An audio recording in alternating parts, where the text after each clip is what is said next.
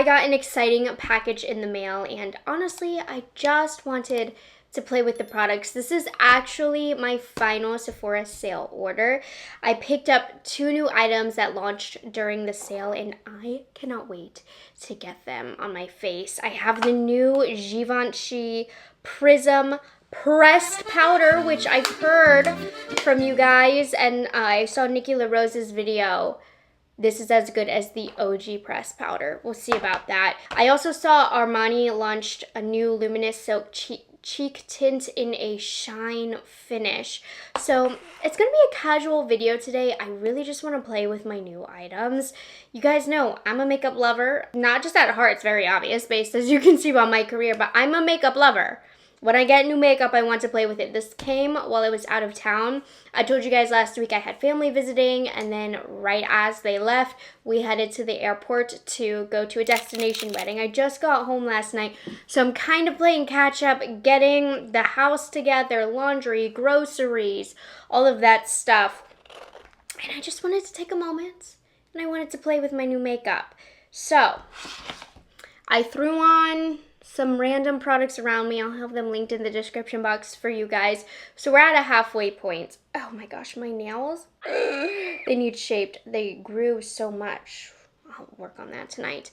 So let's start off with the luminous cheek tint. I want to get this on first. And so what's special about this and why I picked it up is it's a new shine finish. And one thing that I'm noticing right away, the photo on the Sephora ad, these look almost glittery. It does not look like that in person. They launched quite a few shades of this, at least at Sephora, since that's where I picked it up from. 10 shades of this finish. It's $39, and I did like this. There was a couple shades that I didn't love from this line, but my favorite shade that I ended up using a lot was 62. So naturally, I had to pick up the 62S, which S is for shine. So you'll see the shine has the glassy packaging. The original color has just this matte frosted packaging. Let's see the differences. So we'll do, of course, 62S, the shine. But do you see how it just doesn't look glittery? Okay, so let's do this one right here first. I literally packed 62, the original one, with me to the wedding I went to because this is one of my favorite liquid blushes. This color is just so good. It definitely looks deeper than the new shine finish. This original shade is a little bit more toned down, a little bit more depth, and the shine shade just seems a little bit more sheer, but I do see it's obviously much more reflective. Let's just put it on. I don't think I'll need to put on the original one, but maybe I'll see how they layer. But first I want to get just the shine shade on. I don't have any powder on my cheek yet. Oh. Okay, I told you guys I was going to take a needle to this Milia bump, and you guys talked me out of it, so I won't be doing that. But I do need to get on it about making a appointment with an esthetician to deal with this bumpity bump. But anyways, it's quite sheer. I feel like it's sheerer than the original one. I'm gonna have to put the original one on actually. But I can see it has more of a glow to it for sure. It's definitely not as flat. Put a little bit more on. This is pretty. Now, always keep in mind when I'm behind the camera, I will layer up a blush so that you can see it, especially if you have a deeper complexion than me. I think it's important to see if the pigment does build up. But this is much sheerer than the original, which is what I didn't like about some of the shades of the original line. I liked 62 because it had the perfect level of pigment for me. This is wiping away pretty quickly, but it's not bad. Obviously, it's perfect for me, but something to keep in mind with your own skin tone, making your own selections. Like if you're fair, this is a good thing, right? Fair and dry. But it looks pretty, and I definitely see the shine, but I am feeling inclined to show you how the original applies. And I'm just gonna do a little bit. I just feel like this holds pigment on the cheek a little bit more. Do just a tiny bit more. even though I really shouldn't have, because I think I'm gonna layer the shine over top. What do you think, the difference? This obviously has more of that glowy look. So if you're into that, this will give it to you. I tend to prefer something more like the original finish, but it's nice to have this option. So there is a difference between the two, which I think is important, because sometimes when it comes to blushes, there really isn't that much of a difference once it's spread so thin. But there's definitely a difference between the two sides. I actually think that this would be nice to layer just a little bit on top of that original shade. Now this is extra.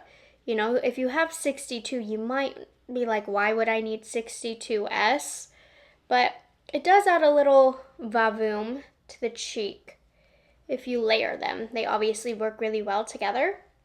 But okay, pretty neat. I honestly didn't want to spend too much time on this. I just wanted to get it on the cheek because this is one of my most used liquid blushes. But the heart and soul of this video, the thing that I am the most excited for, is this new Givenchy powder. Now, I was looking at their Sephora ad. Well, first let's talk about the lore, okay? Here in my hands, I have the original formulation of the Prisme Libre from Givenchy. This powder became really popular on the internet over the last couple of years. I remember it took me a while to get on board with this. I finally picked it up and I was like, okay, I see what we're talking about. Listen to me when I say this is one of the best loose setting powders on the market. It's so blurring, it doesn't look heavy. It comes in these awesome color correcting shades. And for some odd reason, in the last few months, Givenchy reformulated this, and all of a sudden it was shiny, it was glittery, and everybody was poo-pooing on it. I went to store, I tested it out. It was in fact shimmery. It had a glow to it, which is not very flattering to set with because it emphasizes texture. So I have treated this powder, the original, like gold. Been using it very sparingly.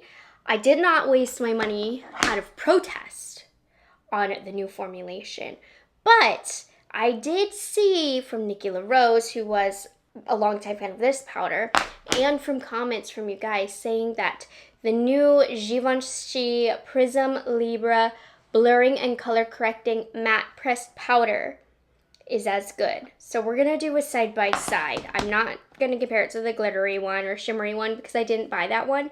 But what I'm noticing from the Sephora page on this, they're really letting you know that this is a matte pressed powder. It's in the name, whereas the new reformulation of the loose powder is illuminating.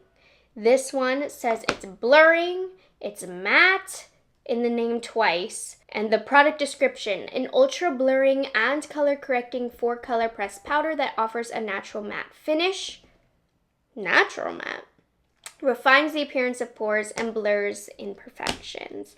Now, I don't have the same shades because when I purchased this during the sale, they didn't have the rose shade, which I do have in the loose powder, but I got Satin Blanc, and it should be fine. All of the shades are back in stock. A couple of them went out of stock during the savings event. And this is a $60 powder, you guys. It's $59 USD on the Sephora website.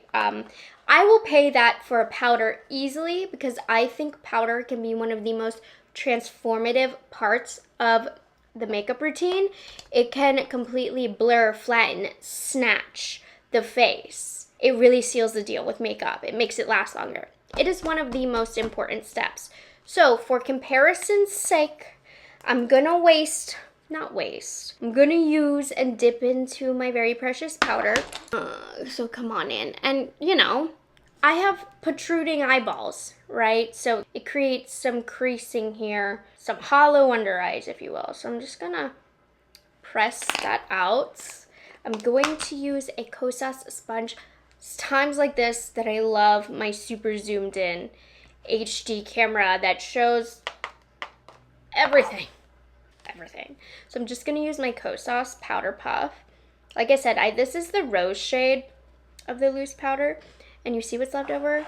I am not gonna just throw it into the air. It's going back in here. But anyways, just want you to see how beautiful this powder is. And it's brightening. It's a nice color correcting tone. One of my biggest pet peeves with a powder is when they look like they're going to be brightening, but they darken the under eyes. As you can see, this actually brightens. Okay, I have this collection of pores right here. Ignore this. I used to have a mole here.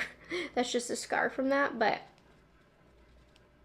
it really minimizes those pores. Just overall an incredible product. Now, just by the nature of the product, I'm going to get more powder than I would with the pressed. But it also feels so lightweight. It doesn't look heavy. And it keeps the makeup looking like this all day. So that's why we love the loose powder. And you know what I'm thinking? They are advertising the new one as illuminating. I don't know if it was always like that, but it's named on the website illuminating. I think that opens it up for them to come out with the matte version. So I don't think it's dead yet. I think they've been heard. Their sales have been hurt. They are clearly using the word illuminating on the new reformulation, and hopefully they will come out with the new blurring matte loose powder. But for now, to appease us, we're going to see what this new pressed powder is about. So when you open it, the packaging is just so like 2000s in a bad way. It's giving Bobbi Brown. We need to step it up, but you do have a little stupid brush that I can't even get out. It's really fits here quite tight. We're not going to use that, but we do keep it for emergencies. It happens. And here's the powder. So I haven't used this shade before, but it looks like it's going to be nice and bright. I suspect it might be a little brighter than what I'm working with on the other side. Moment of truth. Let's see. I'm going to use the powder puff as well. Keep it fair. Pressing right in here. Feather light. Okay. It's definitely not as quick. Like, I'm not getting as much product. What do you think? I think it's doing a good job. It feels really light. I gotta get my mirror closer to me. We gotta really see about this. Oh wait, it is quite blurring. I just am crusty right here for whatever reason. Okay. Oh my god. I'm washing sheets right now. I'm so sorry. It won't last long, I promise. Did a good job of blurring the cheek. It's keeping us nice and bright. Oh, this is really nice. I don't think it's as blurring as the loose version, which is fine because typically that's just how it goes. But it's super light. Okay. I'm happy we have this for sure. Okay, this is a good placeholder, if you ask me. What do you think? So take a close look. Let me know what you think. It's not exactly the same, but it's definitely like the pressed version of it. I have to say, it's the pressed version of it. I think so. Okay, this is very, very good news, you guys. I'm really happy about this. I mean, sometimes you need to take a step back to look, and I just put my mirror a little further away from me. This is nice. This is very, very good news. I'm still hopeful that a matte version, aka the original version of this, is going to come back out, just because I prefer the pickup of a loose powder. Tends to be creamier on the under eyes, but sometimes you need to take the pressed version with you. This is much more portable, and this does a similar job. So for me, what I would do is use this almost to set in the makeup, the loose version, and then use the pressed version over top, especially when it comes to touch-ups. So, yeah. This is going to be beautiful for touch-ups. I mean, I don't need anything right now. You know, none of my oils have come through, but super lightweight, super blurring. Very, very excited about this. So there we have it. I mean, those were the two things that I picked up at the last second for the Sephora savings event. A little luxury video. It's been a while since I've done a luxury video, but I needed to know about these two products because I loved the other products similar in the ranges to these. So we had to do some investigative work to see how they compared. As you guys know, this was just my first impression. I love experiencing products with you live, but of course make sure you're subscribed to me because I will give you an update after I use this a lot more in an upcoming speed reviews that I already do have planned. I mean, I always have them planned, but I do have a Sephora themed one coming up soon. I have a few more products I want to test more, so I'm going to add these to that list before that speed reviews comes up. But this is great news, and honestly, I am very, very optimistic about the matte version of this powder coming back out. I don't think, you know, it will be the same formula because it seems that as these makeup trends change, a lot of brands are removing talc. They're doing a lot of things to change their formulas to make it more appealing to what's trending for consumers right now. So I imagine there will be tweaks in the formulation, but the pressed version is looking really good. So hopefully that's the case. I have no clue, no behind the scenes information. That's just what I'm guessing based on what they're doing with the naming of the product. Let me know your thoughts down below. Have you tried any of these new products? Were you excited about them? If you were at least curious about them, I hope that I was able to help you out. And I gotta get these sheets out of the dryer, so I hope you guys enjoyed this video, found it helpful. Make sure you subscribe to my channel for more and like this video, and I will catch you guys in the next one, I believe, on Thursday. Bye guys, have a good one. It's delicious.